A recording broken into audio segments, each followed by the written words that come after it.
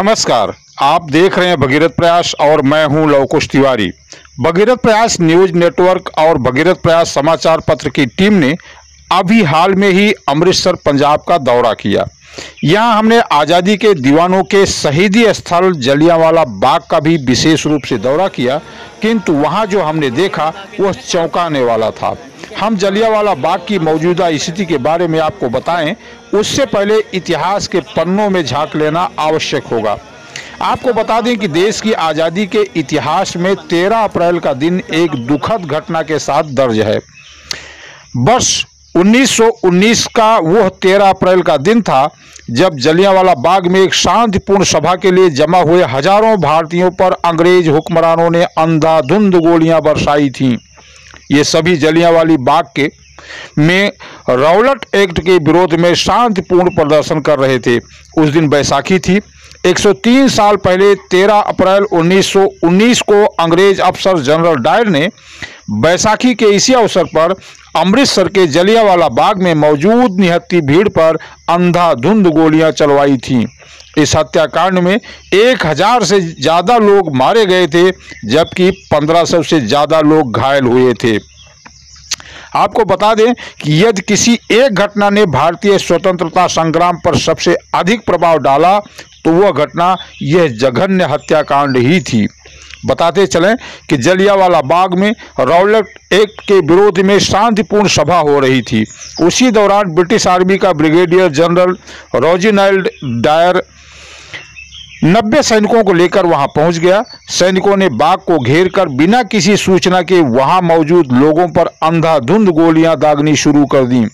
General dial के आदेश पर British army ने बिना कुछ सोचे समझे और रुके लगभग 10 मिनट तक निहत्थे लोगों पर गोलियां बरसाईं।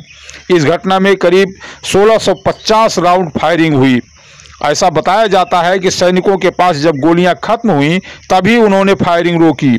इस दौरान बेगुनाह लोग अपनी जान बचाने के लिए बाग में बने कुएं में कूद गए थे, जिसे अब शहीदी कुआं कहा जाता है। जलियांवाला कांड के दौरान जिन लोगों ने अपनी जान बचाने के लिए जिस कुएं में छलांग लगा दी थी, वो कुआं आज भी वहां मौजूद है। इसे आज शहीदी कुएं के नाम से जाना जाता है।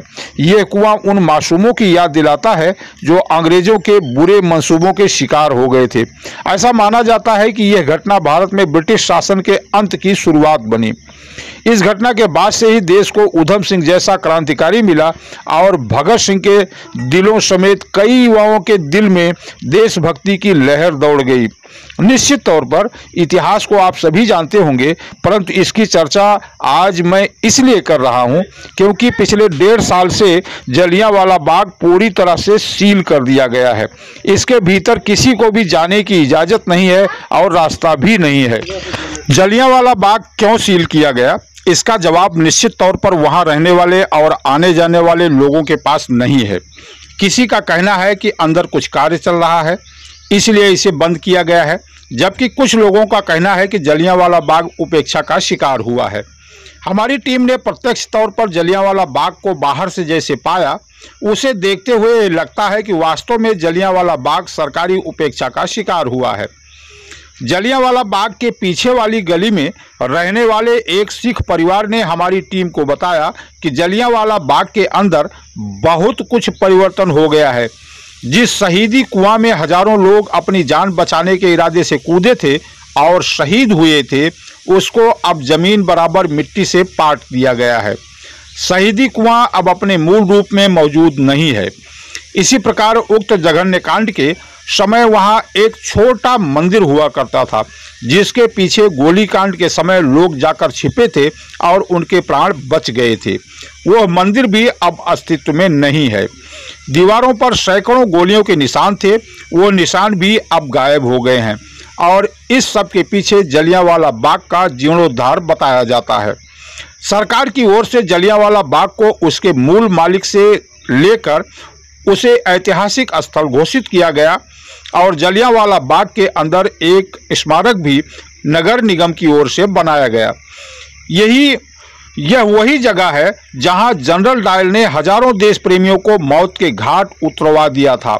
सरकार ने यहां एक ज्योति स्थल भी बनाया है जहां निरंतर ज्योति प्रज्वलित रहती है, परंतु अंदर खाने की खबर यह है कि जब से जलियांवाला बाग को बाहर से पतरा लगाकर सील किया गया है, तब से यह ज्योति भी अखंड नहीं रह गई है। हाँ, इमारत की दीवारों को जरूर सुंदर बनाने की कोशिश की गई है, किंतु इससे भी जलियांवाला बाग की मौलिकता प्रभावित हुई है। जलियांवाला बाग से मात्र कुछ मीटर की दूरी पर सुप्रसिद्ध स्वर्ण मंदिर है। यहाँ प्रतिदिन हजारों की संख्या में श्रद्धालु आते हैं और स्वर्ण मंदिर के साथ ही वो आज़ादी के दीवानों का वो शहीदी स्थल भी देखना चाहते हैं, जिसे हम जलियांवाला बाग के नाम से जानते हैं।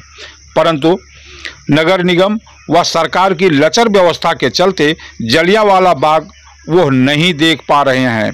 यदि अगले कुछ वर्षों तक ऐसा ही रहा तो आने वाली पीढ़ी के लिए जलियांवाला बाग सिर्फ किस्से कहानियों और इतिहास के पन्नों में सिमट कर रह जाएगा।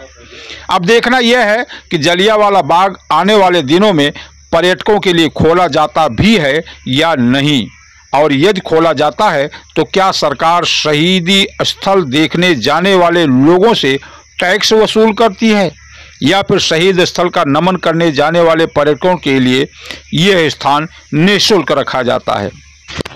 भगीरथ प्रयास न्यूज नेटवर्क के लिए जलियांवाला बाग अमृतसर से गौरव शुक्ला के साथ कैलाश तिवारी और ब्यूरो रिपोर्ट।